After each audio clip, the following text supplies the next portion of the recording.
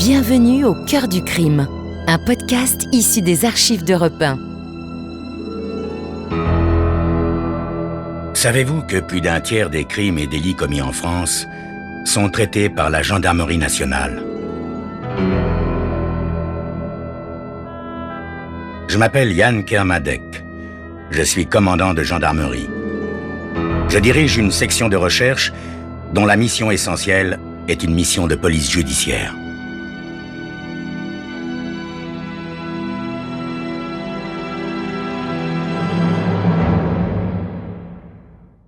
L'histoire que je vais vous raconter est une histoire vraie. Tous les faits sont réels et se sont déroulés en France. Seuls, les noms des personnes et des lieux ont été changés. «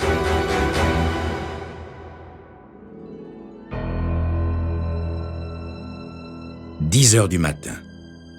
Comme il le fait ponctuellement depuis 13 ans, Slater arrive à l'hôtel particulier du colonel Kolb. C'est un matin gris.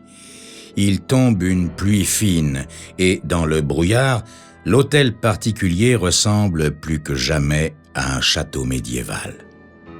La clé à peine engagée dans la serrure de la porte de service, Slater entend un violent choc métallique suivi d'un juron en provenance du fond de la cour. Surpris, un peu inquiet, il s'avance dans cette direction et découvre qu'un camion est garé le long de l'aile gauche de l'hôtel particulier, devant la double porte d'entrée donnant accès à la salle des armures.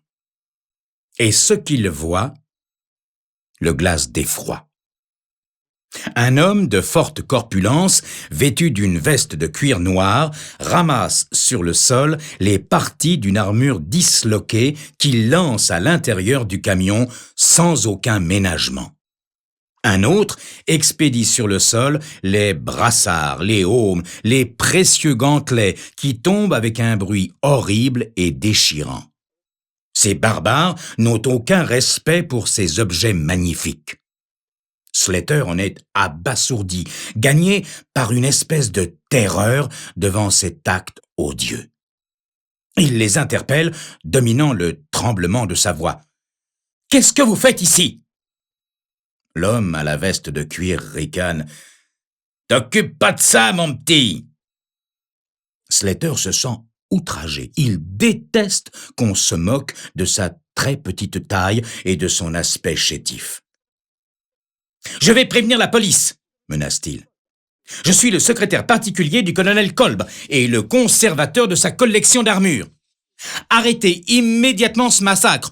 Vous ne vous rendez pas compte de ce que vous faites. » L'homme se contente de hausser les épaules tout en continuant sa besogne. « Kolb !» laisse-t-il tomber. « Connais pas. Nous, faut qu'on ait déménagé tout ce fourbi avant 4 heures. » Slater, le cœur battant à tout rompre, se précipite à l'intérieur et constate le désastre. Des armures gisent comme des cadavres sur les dalles de pierre. D'autres déménageurs les fourrent pêle-mêle dans des caisses de bois. Un homme, juché sur une échelle, arrache des murs les hallebardes et les boucliers. Quelle horreur! Slater a l'impression de vivre un cauchemar. Mais que se passe-t-il? Mais que se passe-t-il?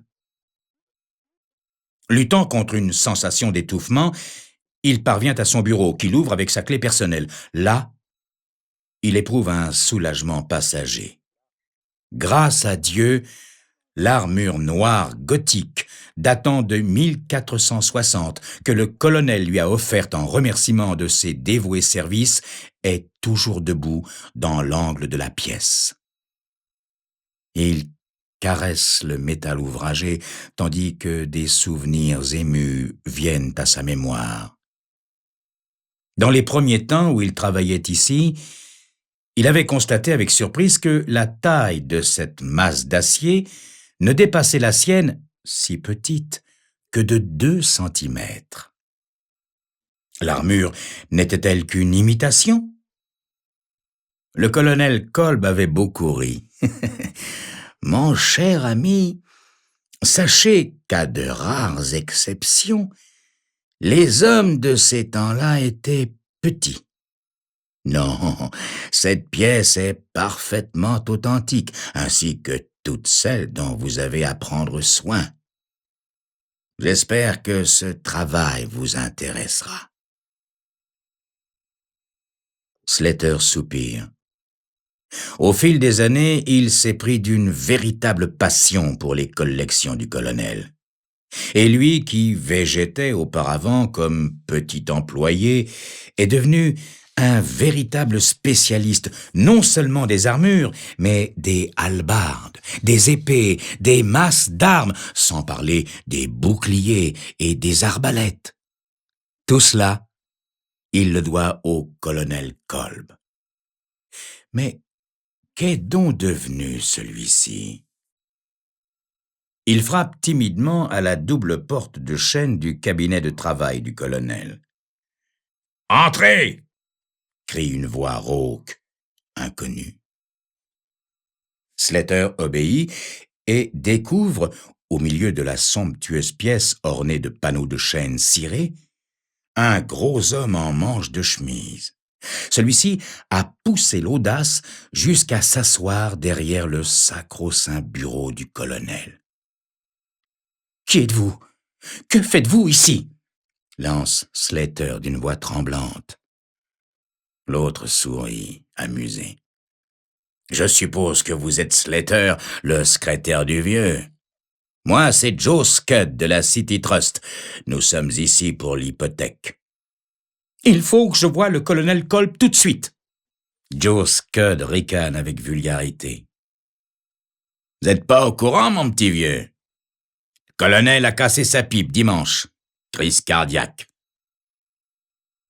Slater, effondré, se laisse tomber dans un fauteuil.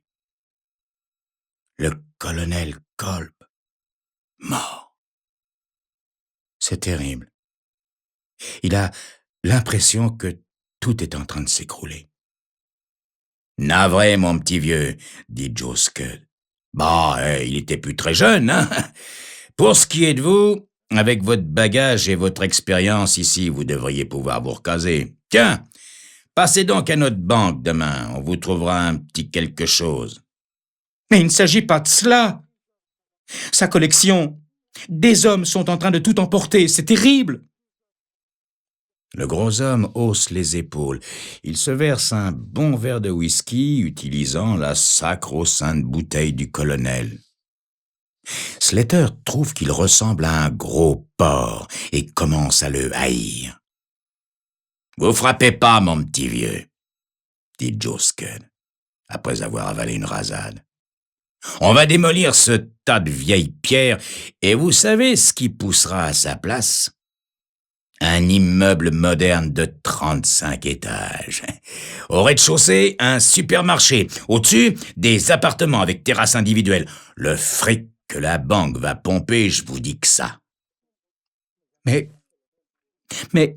jamais le colonel n'aurait voulu cela. C'est une honte. Il voulait transformer cet hôtel particulier en musée, et j'en aurais été le conservateur. Il me l'avait promis. Joe Scud hausse les épaules. « Vous rêvez, mon pauvre. C'est bien une idée de vieil excentrique. Tous ces trucs-là, ces armures, ces machins rouillés, qui s'en soucie aujourd'hui, hein? Un musée, ça rapporterait que des clopinettes. Nous, à la banque, on a le sens des réalités. » « Mais c'est honteux. Tout ce travail et ce magnifique hôtel particulier. D'abord, vous n'avez pas le droit. » Le gros homme vide son verre. Il commence à être agacé par les récriminations de cet avorton. « Du calme, mon petit ami, du calme, du calme. D'abord, le vieux n'a fait aucun testament demandant noir sur blanc que sa baraque devienne un musée. Il a laissé sa fille libre d'agir à sa guise, et elle, les antiquités, elle s'en moque bien. Quand je lui ai dit le prix qu'on offrait pour les murs, avec la levée de l'hypothèque en prime, vous pensez qu'elle a sauté sur l'occasion? Un joli paquet de fric, ça se refuse pas, non? » Slater ne répond pas. Il est anéanti. Une grande partie de sa vie vient de partir en fumée. Il ne sait plus où il en est. Tout lui semble absurde, irréel. Pour ce qui est de toutes les vieilleries qu'il conservait si pieusement, poursuit Joe Scud, faut pas vous en faire. Un type du Canada m'en a donné un fameux prix. Faut dire que la réputation de collectionneur du vieux était plus à faire. Contrat signé, chèque expédié, il a déjà envoyé des déménageurs, vous avez vu. Ils sont payés à la tâche, alors j'aime autant vous dire qu'ils feront pas dans la dentelle. Tous ces trucs-là, on a cogné dessus pendant des siècles, alors une fois de plus ou de moins, quelle importance. Slater sent la haine le gagner. Il aimerait étrangler ce gros homme vulgaire qui s'amuse à le narguer, à le faire souffrir. « Vous êtes un grossier personnage !» parvient-il à balbutier. « Aussi grossier que stupide !» Le gros homme se contente de hausser les épaules. « Je commence à en avoir plein le dos, mon petit vieux. Foutez-moi le camp d'ici tout de suite, et plus vite que ça !» Slater sort bouillonnant de rage. Tuer cet homme. Oui. Il faut qu'il tue cet homme pour venger la mémoire du colonel, son honneur et aussi pour débarrasser le monde d'un ignoble barbare, d'un fossoyeur de la civilisation. Ce sera un bienfait pour l'humanité. Et tandis qu'il descend les marches, un plan se fait jour dans son esprit. Oui, c'est ça. Se débarrasser de Joe Scud sans recevoir une égratignure et en échappant à la justice. C'est parfaitement possible. C'est même extrêmement facile. Un vrai jeu d'enfant. Quel est le plan de Slater pour se débarrasser de l'infâme employé de banque? Nous n'allons pas tarder à le savoir.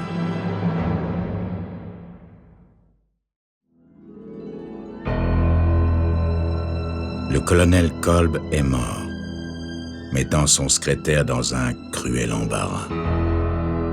Celui-ci apprend en même temps que l'hôtel particulier où il travaillait depuis 13 ans va être démoli et les précieuses collections du colonel éparpillées aux 4 vents. C'en est trop. Il décide d'éliminer Joe Scud, l'employé de banque chargé de cette sinistre besogne. Slater débouche dans la cour où les déménageurs sont toujours en plein travail. Avec assurance, il aborde l'homme à la veste de cuir, lui explique qu'une armure qui se trouve dans son bureau lui appartient. En échange de $10, il demande que, dans 1 heure, 2 déménageurs posent cette armure dans une caisse de bois. Mais attention, elle ne doit à aucun prix être démontée, car elle est très précieuse. Elle sera posée sur le dos, bien entière, sans qu'on en détache une seule pièce. Puis, la caisse sera chargée sur le camion en dernier, quand le déménagement sera terminé. Ainsi, il sera plus facile de la livrer chez lui en se rendant à l'entrepôt. Slater donne son adresse, puis se rend dans son bureau. Là, il appelle sa femme. « Allô, Selma ? Écoute-moi bien, le colonel Kolb est mort. »« Tant mieux !» répond Madame Slater. « Tu vas pouvoir enfin t'occuper d'autre chose que de ces abominables vieilleries qui... »« Ne m'interromps pas, Selma, pour l'amour de Dieu !»« Tu sais que le colonel m'a fait l'honneur de m'offrir une armure, une pièce magnifique et surtout complète, ce qui est rare. Eh bien, dans 1 heure et demie à peu près, des déménageurs la déposeront chez nous. » « Quoi? Mais je veux pas de ça. Tu sais bien que je déteste... »« Silence !» rugit Slater, qui pour la première fois de sa vie se dresse ainsi contre la volonté de son épouse. « Tu prendras livraison de cette pièce, sinon tu le regretteras, compris ?» Avant même que sa femme ait pu répliquer, il raccroche. Puis, il se livre alors à une très étrange occupation. Tout d'abord, il démonte complètement l'armure, dont il pose chaque pièce sur le sol tel un puzzle d'acier. Puis, il passe le plastron, la plaque dorsale, agrafe les épaulières et, se mettant à quatre pattes, se faufile entre les pièces articulées, passant sa tête par le col de l'armure. Non sans effort, il se remet debout. Oh, comme c'est lourd! Ça pèse, et ce n'est pas fini. Mais la haine lui donne des forces.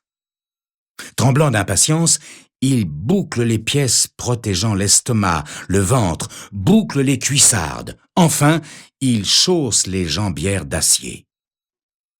Plusieurs fois, il doit interrompre son travail pour soulager ses bras endoloris et reprendre son souffle. Il étouffe de chaleur, son corps semble s'enfler dans sa gaine métallique. Cette fois, il ne lui reste plus qu'à coiffer le heaume et fixer les plaques protégeant les coudes et enfin à enfiler les gantelets. Il est à présent couvert de métal des pieds à la tête. Faisant quelques pas dans la pièce, il a l'impression que ses pieds chaussés d'acier tombent à chaque pas sur le sol comme des blocs de fonte. L'armure grince, mais il pallie cet inconvénient en huilant les jointures. Il se sent fort et sûr de lui, tel un preux chevalier du Moyen-Âge. 5 minutes plus tard, il cogne à la porte du bureau du colonel avec son bras d'acier, et Joe Scud, qui entre-temps a pas mal taquiné la bouteille, se demande s'il n'est pas en train de rêver.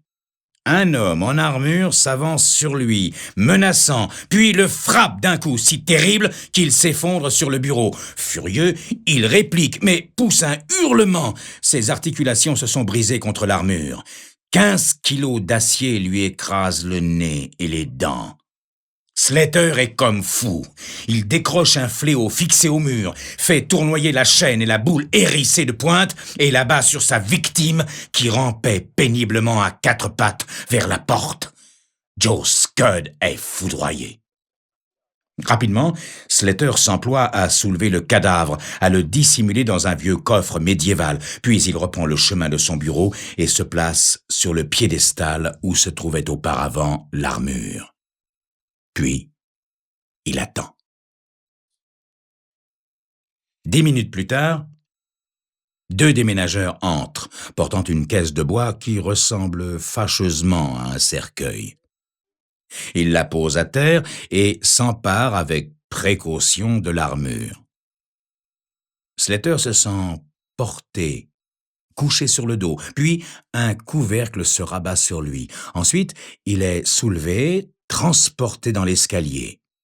Les 2 hommes pestent, car la cargaison est lourde. Bientôt, il se retrouve dans le camion et tandis que celui-ci quitte la cour de l'hôtel particulier, Slater songe que son plan a parfaitement réussi.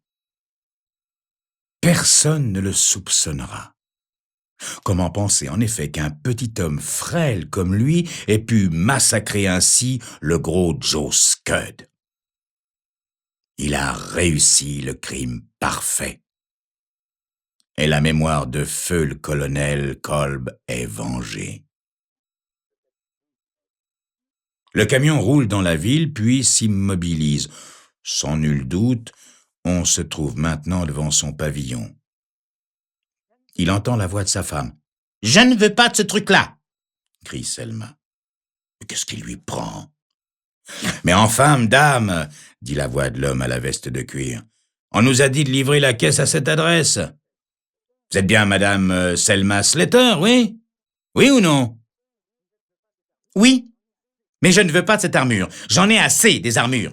Je ne les supporte plus. Mon mari ne me parle que de ça, ne s'occupe que de ça. C'est devenu une obsession qui a gâché ma vie. Jamais cette chose n'entrera chez moi. Écoutez, faites le tour du pavillon. Il y a une cave là-bas. Je vais ouvrir le soupirail par lequel on livre le charbon. Vous n'aurez qu'à balancer ce truc ignoble à l'intérieur. Slater frémit. La cave? Elle va le faire mettre à la cave? Oh, Il aurait dû se méfier de Selma, cette femme superficielle et primaire qui n'a jamais compris sa passion. « Comme vous voudrez, madame, » dit l'homme à la veste de cuir. « Hé, pressons les gars, on va pas passer l'hiver ici, hein ?» Slater sent qu'on le soulève, qu'on le porte, et soudain, c'est la chute. Il se sent précipité en avant, entend un terrible fracas métallique, et c'est l'obscurité. Il perd conscience. Quand il se réveille, c'est pour constater qu'il est étendu sur le sol de la cave. Tout est silencieux. Avec effort, il parvient à s'asseoir, comme cette gangue métallique pèse lourd à présent. Sortir de cette armure, oui, il faut commencer par s'extraire de cette prison. Ensuite, il cachera les pièces dans le fond de la cave et, malheureusement, sera contraint de les faire disparaître une par une afin de ne laisser aucune trace de son crime. Pas d'indice, pas de coupable. Il suffira qu'il demande à Selma d'affirmer qu'il est rentré à la maison 1 heure plus tôt et le tour sera joué.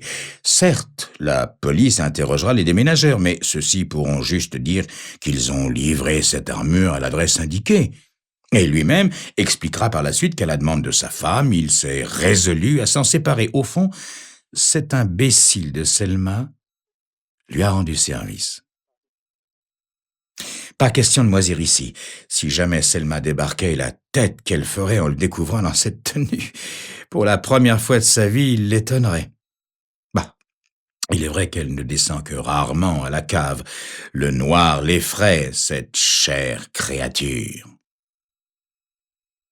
Slater se tâte à plusieurs reprises avant de se rendre compte qu'avec ses gantelets, il ne peut atteindre les boucles et les crochets de l'armure. Ah, au Moyen-Âge, c'était facile pour les chevaliers. Ils avaient une nuée de serviteurs autour d'eux pour les aider, tandis que lui, il est seul. Et bien seul. Comment se débarrasser des gantelets? Il les cogne à plusieurs reprises contre les murs de pierre, mais il résiste. Et tout ce qu'il y gagne, c'est de se meurtrir les poignets. Non, il faut un marteau. Un marteau. Mais il n'y en a pas ici. La caisse à outils est là-haut, dans la cuisine. Voyons. Restons calmes. Il doit bien y avoir une solution. Une pierre, par exemple. Ou bien coincer le gantelet dans une anfractuosité et tirer. Se lever. C'est ça. Il faut se lever et aller allumer la lumière. Le bouton est en haut de l'escalier. Allez, allons-y.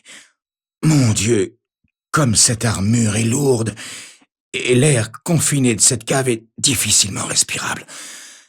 Une marche. 1 seconde. Patatras! Slater perd l'équilibre, dégringole au bas de l'escalier. Oh! Se relever. Il faut se relever. Mais cela demande un effort considérable, un effort intense, une force qu'il ne possède plus. Slater sent son cœur battre à court doublé. Debout, Slater, debout. Le colonel te regarde du haut des cieux. Nouvelle tentative. 1 marche. 2, 3. Mais il chancelle. Non, il n'en peut plus. Inutile d'insister. D'ailleurs, pourquoi voulait-il allumer la lumière? C'est idiot. Ce qu'il faut, c'est sortir d'ici. Mais la porte en haut de l'escalier est bien verrouillée. Ah, ça, on peut faire confiance à Selma. Verrouillée de l'extérieur, bien sûr. Et pas question de l'enfoncer. Appeler à l'aide? Mais qui donc l'entendra? Sûrement pas Selma, vautrée devant sa télévision. Sortir par le soupirail? Impossible de l'atteindre. Et de toute façon, comment franchir les barreaux? À présent, la lassitude le fait tituber. Ce qu'il faut tout d'abord, c'est se reposer, reprendre des forces. Péniblement, Slater rejoint la caisse de bois à demi brisée, au-dessous du soupirail. Il s'étend sur la planche du fond, encore intacte, et s'endort. Le lendemain, dans la matinée, un camion déverse 5 tonnes de charbon à travers le soupirail de la cave. Ce n'est qu'à la fin de l'hiver qu'on découvrira une armure du Moyen-Âge et, à l'intérieur, le corps de feu Maurice Slater. Belle mort, à bien y réfléchir, pour un homme qui aimait tant les armures.